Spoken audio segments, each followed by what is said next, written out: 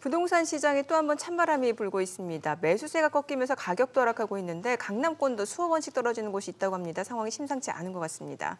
네, 그렇다 보니 내년 집값을 두고 오른다, 더 떨어진다 의견이 분분합니다. 이런 분위기와 상관없이 청년들의 또 연끌은 계속되고 있다고 하니 부동산 시장을 딱 떨어지게 정리하기도 쉽지 않은데요. 이런 복잡한 상황일수록 집값 점검 또 해봐야겠습니다. 도시화경제 송승현 대표 자리했습니다. 어서 오세요. 대표님. 네, 안녕하세요. 네. 세금 얘기 먼저 한번 해볼게요. 지금 정부가 내년 공시가에 적용하는 이 현실화율, 네, 이게 지금 원래 수준을 유지하겠다고 했습니다. 네. 뭐가 달라진 거죠, 그러면은? 그러니까 지금 그 경제 상황이 좋지 않다 보니까 예. 뭐 물가는 올라가고 예. 뭐 전반적으로 소득은 줄어들고 있는 그런 상황이다 보니까 주머니 사정이 녹록지 않잖아요. 그래서 이 공시가격이라는 것이 현실화율에 맞춰서 속도를 2035년까지 맞추기로 예. 했었거든요. 왜냐하면은 시가하고 뭐 이런 공시가격하고 너무 격차가 있다 보니까 시세 반영률을 올리겠다라고 했어요. 근데 아까 말씀드린 것처럼 전반적으로 시장 자체가 안 좋다 보니까 이런 부분을 그 속도를 좀 이제 멈추고 수준 자체를 동결한 그런 수준이라고 볼 수 있을 것 같아요. 세금 부담은 늘지 않는다고 보면 그렇죠. 되는 예. 거죠? 뭐 네. 느는 부분들은 집값이 좀 빠르게 회복된 곳들은 조금 늘 가능성이 있고요. 네. 뭐 주택 가격이 좀 조정받은 곳들, 뭐 이런 것들은 좀 낮춰질 수 있다라고 보여지고요.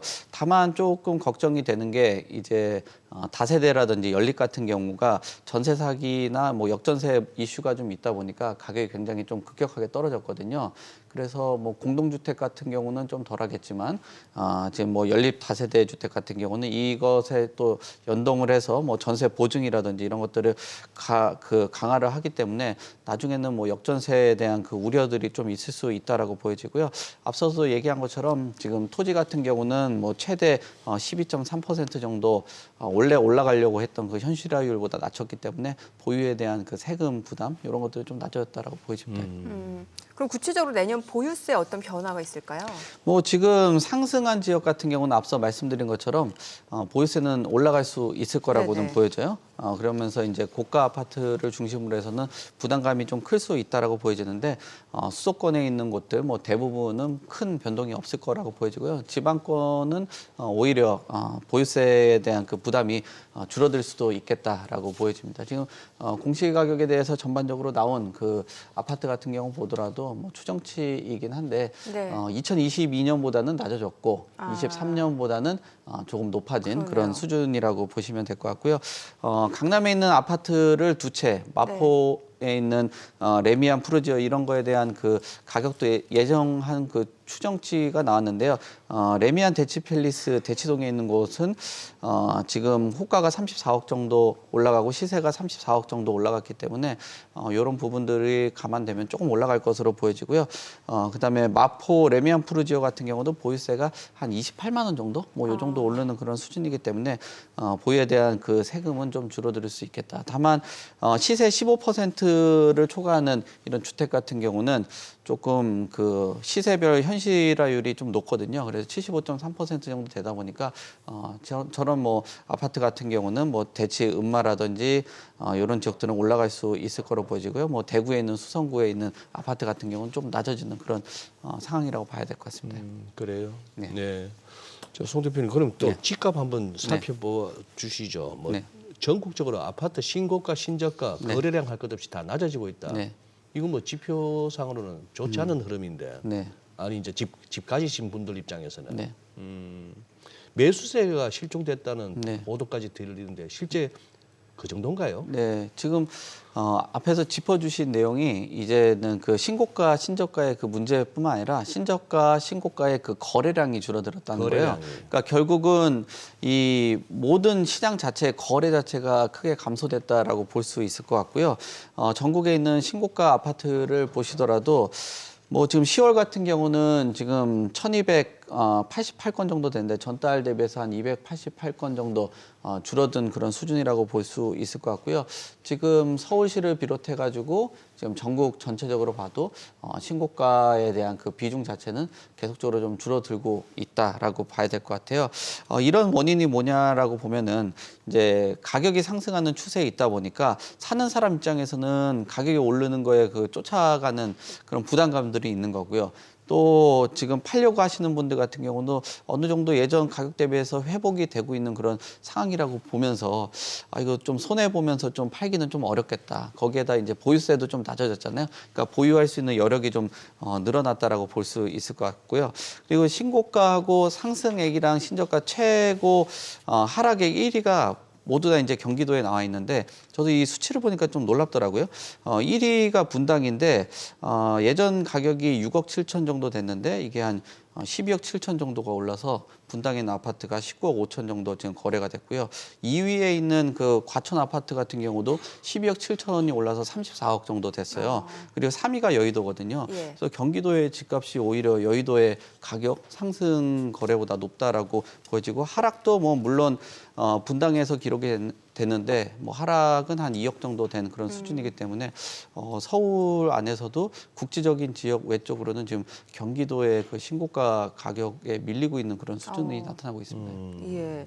강남권 얘기 좀 여쭤보고 싶은데 지금 뭐 거의 급매 아니면 거래 자체가 안 된다는 얘기가 나오는데 수억 원씩 떨어지는 단지도 있다고 하는데 실제로 그런 거예요? 네, 지금 뭐 송파나 강동 같은 경우도 뭐 한 2억대에서 뭐 강남도 한 3억대 정도 떨어지고 있기 때문에 지금 뭐 가격 자체가 이 거래량에서 나타나는 것처럼 많은 사람들이 상당 부분 관망세로 돌아섰다라고 평가를 해볼 수 있을 것 같아요. 그래서 2차에 대한 그런 그 하락 뭐 얘기들도 나오고 있는데 지금 전반적으로 봤을 때는 뭐 그렇게 크게 뭐 하락을 하겠다라는 의견보다는 조금 뭐 횡보나 또는 한 2%에서 뭐 한 5% 정도 상승과 하락 뭐 요 정도 전망하는 그런 추이가 나오고 있는데요.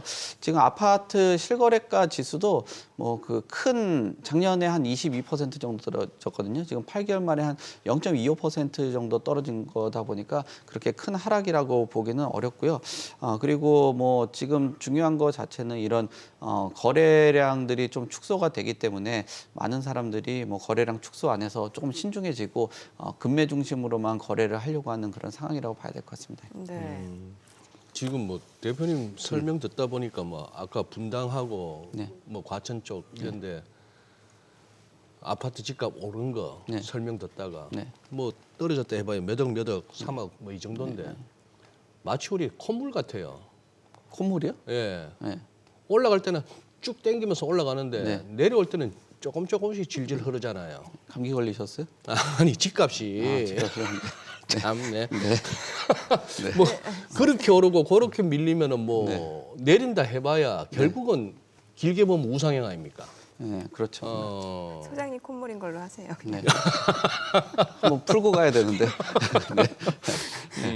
아니 그래서 지금 올해 얼마 안 남았어요. 지금 네. 보니까 네. 벌써 2달도 채 남지 않았는데 내년 집값 전망 여러 얘기가 나오고 네. 있는데 어떻게 보세요? 뭐 그 요인들을 보면은 오른다라는 입장에서 봤을 때는 공급에 대한 그 여건들이 안 좋아졌고 지금 수요가 그래도 정점에서 좀 유지가 되고 있다라는 측면도 있고 또 금리에 대한 그 인하가 나오고 있잖아요. 그래서 이런 부분에 대해서는 오른다라는 측면의 얘기가 나오고 있고 또는 보합이나 떨어진다라는 거는 역시 그래도 이자에 대한 그 부담 이라든지 수요가 정말 좀 약세로 전환을 했다. 그리고 시장에 대한 그 확장세가 좀 둔화됐다. 뭐 여러 의견들이 나오고 있는 상황이에요. 그렇기 때문에 예전 같은 경우는 오른다는 전망 또 내린다는 전망들이 조금 완전히 좀 한쪽 방향을 가리키는 그 보고서라든지 뭐 내용들이 많았었는데 지금 같은 경우는 조금 이렇게 뭐랄까요? 뭐 이렇게 추정을 하는 여러 가지 지표들을 비롯해 가지고 뭐 다양한 그 기관에서 내놓는 것도 오른다 내린다 다양한 의견들이 나오고 있는 것 같아요. 최근에는 뭐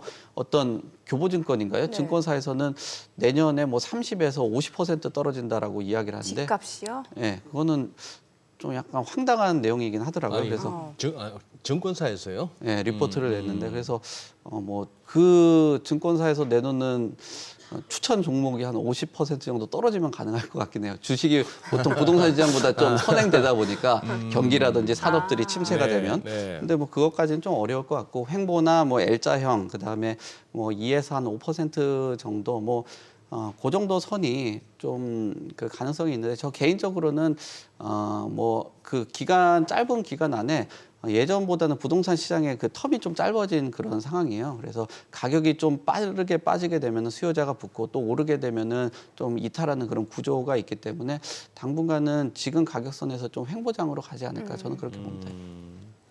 어쨌거나 뭐 집값에 대한 전망 따라서 내 집 마련 계획도 달라지긴 하겠습니다만, 자 20대 뭐 요즘은 조금 30대 초반까지도 좀 확장해야 되겠는데 이분들은 좀 생각이 다른 것 같아요. 네. 저기 어쨌거나 뭐 결혼 전이라 하더라도 독립을 하든 네. 아니면 결혼을 하든 내가 살 집이 있어야 되는 거 아닙니까? 네.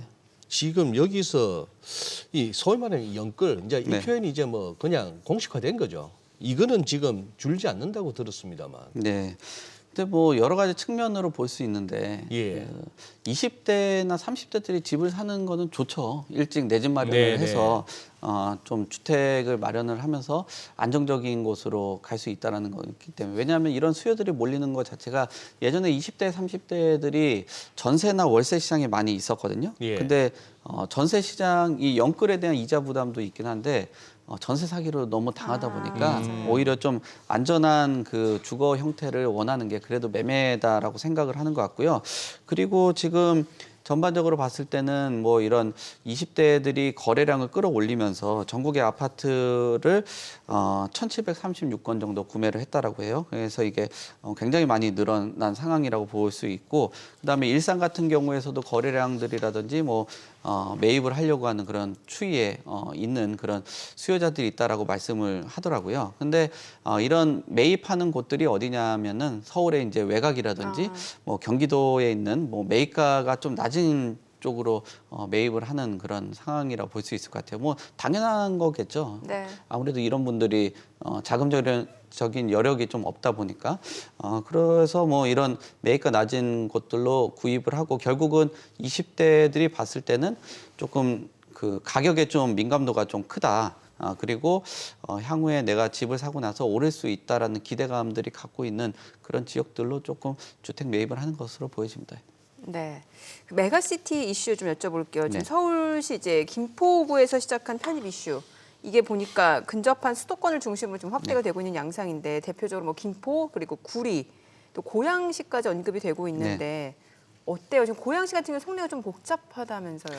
네, 복잡할 수밖에 없죠. 예. 지금 그 특례시라고 하면 100만 이상 정도 되는 곳을 예. 특례시라고 하거든요. 그러니까 수원이 한 123만 정도 되고 그다음에 용인이 한 109만, 일산이 한 108만 정도 돼요. 지방권 같은 경우 뭐 창원 같은 경우가 이제 특례시로 되는데 특례시로 지정이 되면은 갖고 있는 그 혜택이 많습니다. 뭐 예를 들면은 뭐 개발을 하는 과정에서 심의도 직접 할 수 있고요. 그다음에 세금적인 부분이라든지 이런 부분들도 좀 힘을 갖고 있는 거죠. 뭐 100만 이상 정도 되는 도시를 보통 이제 자치권을 갖고 있는 그런 도시라고 평가를 해볼 수 있는데 구리나 또는 뭐 김포 같은 경우는 뭐 한 김포가 한 50만, 구리는 한 15만 정도 되니까 아무래도 재정 자립도라든지 이런 것들이 부족해서 서울로 편입이 되면은 갖고 갈 수 있는 이득이 좀 많은데 이런 특례시는 오히려 뭐 교통적인 부분 또는 뭐 이동하는데 그 편리함 뭐 이런 것들 때문에 본인들이 갖고 있는 그 혜택을 굉장히 많이 내려놔야 되는 그런 상황이에요. 그리고 고양시장 보니까 제가 이력을 보니까 도시공학을 전문으로 하셨던 그 네. 박사 분이신데 네. 그런 부분에 대해서 다양하게 고민을 해볼 필요가 있는데 너무 언급이 되다 보니까 조금 실수를 좀 한 거 아닌가, 너무 발언이 좀 빠른 거 아니냐. 그래서 여러 가지 뭐 교통적인 부분들이 있겠지만 과밀 문제라든지 또 갖고 있는 권한을 어떻게 보면 특례시라는 큰 힘을 갖고 있는데 뭐 다른 곳에서 시에서 구로 되는 것도 아니고 거의 뭐 광역시급에 해당되는 이 특례시가 서울로 편입된다라는 거는 그 서울시 일산구로 하면 너무 작아지는 거기 때문에 그러게요. 고민을 좀 해봐야 되는 거죠. 네. 서울시 일산구 아니면 고양구. 네, 그렇죠. 네, 고양구. 고양구가 되겠죠. 네. 근데 구민이 100만이라. 네, 그렇습니다. 저도 복잡할 것 갸우뚱하더라고요. 같네요. 네. 예. 아니 근데 지난번에 김포 뭐 편입 이슈 되고 나서 방송마다 이렇게 지도를 그렸지 않습니까? 네. 서울 기존에다가 네. 김포 쭉 나오는데 네. 그러다 보니 뭐 그쪽 고향, 구리 뭐 맞아요. 하남 뭐 할 것 없이 네. 쟤들은 왜 빠져 싶은 생각이 들긴 들더라고요. 네. 그림이 좀 이상했는데. 네. 네. 요 고향은 또 GTX 이슈 때문에 또 들썩거리는 데 아닙니까? 뭐 고향 같은 경우가 지금 인기가 좀 있죠. 지금 네. GTX A 노선이라고 해가지고 A 노선은 가장 현실적이고 지금 사업일 그 개통을 눈앞에 둔 그런 곳들이기 때문에 굉장히 좀 인기가 있는 것으로 보여지고요. 뭐 A 노선하고 다르게 C 노선 같은 경우는 지금 뭐 의정부 같은 경우도 최근에 분양을 했거든요. 네. 근데 그곳 같은 경우는 C 노선이 아직 그 사업에 좀 기간이나 또는 착공 시기나 뭐 이런 것들도 뒤처져 있는 그런 상황이기 때문에 경쟁률이 뭐 고양이라든지 뭐 이런 것들이 인기가 있고 그 여파를 통해서 뭐 파주 이런 부분들은 상당히 좀 매력도를 갖고 많은 사람들이 가져왔었거든요. 그리고 앞서서도 말씀드린 그 파주 같은 경우는 분상제가 적용이 되다 보니까 어떤 청약하시려고 하시는 분들이 뭐 한 2만 명 정도 접수될 정도로 굉장히 인기가 좀 있었다라고 봐야 될 것 같습니다. 네. 그 땅 얘기 좀 여쭤볼게요. 네. 이제 오늘 땅이요? 땅 네. 얘기 드디어. 네. 그 명동 땅. 네.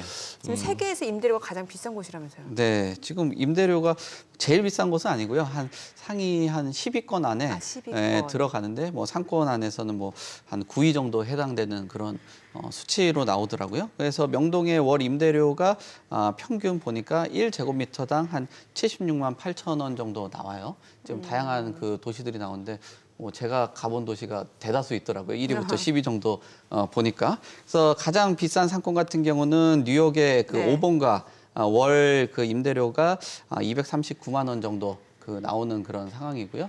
그다음에 뭐 밀라노 같은 경우도 앵커님 좋아하실 것 같은데 저 2,100만 원 정도 나오는 그런 수준인데 뭐 지금 보면은 그 임대료가 지난해 대비했을 때 한 4.8% 정도 올라갔는데 이런 그 상승률 자체가 인플레이션에 그 올라간 그런 상승률 정도 수준인 거지 이게 굉장히 높게 평가됐다라고 보기는 어려운 것 같고요.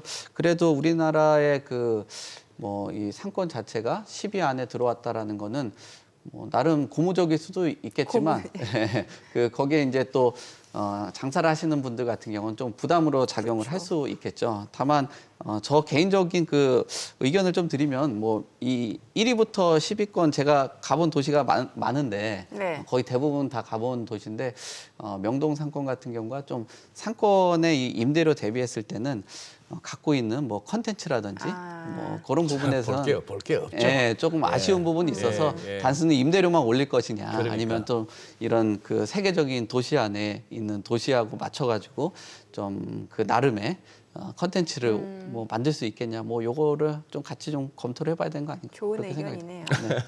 네. 네. 명동이 요즘 사람 좀 늘었나요? 사람들 좀 많이 늘었던데요. 저도 늘고? 궁금해가지고 가서 봤는데 사람도 좀 많고 호떡 하나 먹고 왔습니다. 호떡 하나. 아 갑자기 겨자가 땡기네. 끝나고 드세요. 네. 오늘 내용 잘 들었습니다. 고맙습니다. 네, 감사합니다. 네.